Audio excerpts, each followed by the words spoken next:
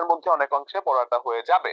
সেক্ষেত্রে একটু খেয়াল করবেন এবং আপনাদের করবেন, কি বলে যে স্ক্রিনশট নিবেন, লিখতে হবে না, কারণ লিখতে গেলে আপনাদের একটু দেরি হয়ে যাবে আজকে। তো সেক্ষেত্রে স্ক্রিনশট নিয়ে ফেলবেন, আমি হিন্ট দিয়ে দিব যে কোনো একটা কিছুর।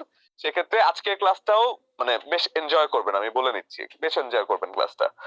তাহলে যদি বলি আমরা ইংলিশ লিটারেচার, সেক্ষেত্রে প্রথমেই যদি বলি এইজেস এন্ড পিরিয়ড। এখন এইজেস এন্ড পিরিয়ড কি আমরা ঠাটা মুখস্থ করব যে এই যে এত এত সাল থেকে এত সাল, অত সাল থেকে অত সাল? না, আমরা জাস্ট একটা ডিউরেশন মনে রাখলেই চলবে, একটা ডিউরেশন, যে একটা এইজেস এত সাল থেকে এত সালের মধ্যে হয়েছে, এমন ডিউরেশনটা আমার মনে রাখলেই হবে।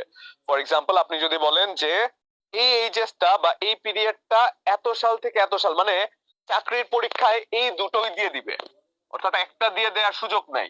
আবার এমন না যে 451 থেকে 1067 দিয়ে দিল, এমন না, মানে মোটামুটি একটা গ্যাপ রাখে আর কি। তাহলে একটা জায়গা যদি আমরা মাথায় রাখি তাহলেই কিন্তু জিনিসটা সহজ হয়ে যায়।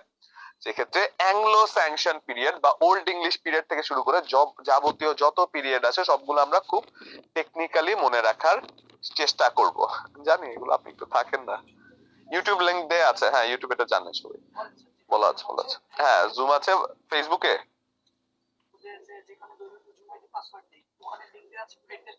যেখানে দৈনন্দিন জুম আইডি পাসওয়ার্ড দেয়া আছে সেই জায়গার মধ্যে আপনার ইউটিউব লিংকটাও দেয়া আছে, আপনার ফ্রেন্ডদেরকে একটু বলতে পারেন, অনেকেই আছেন স্টুডেন্টরা যারা আসলে জয়েন করতে পারছেন, হ্যাঁ একটু বলে দিবেন কথাটা। তাহলে যদি আমরা বলি যে এই জায়গাতে যখন বলা হচ্ছে, তাহলে এই জায়গাতে যদি আমরা বলি যে লিটারেচারের বা লিটারারি পিরিয়ড থেকে যখন আমরা মনে রাখবো, সেক্ষেত্রে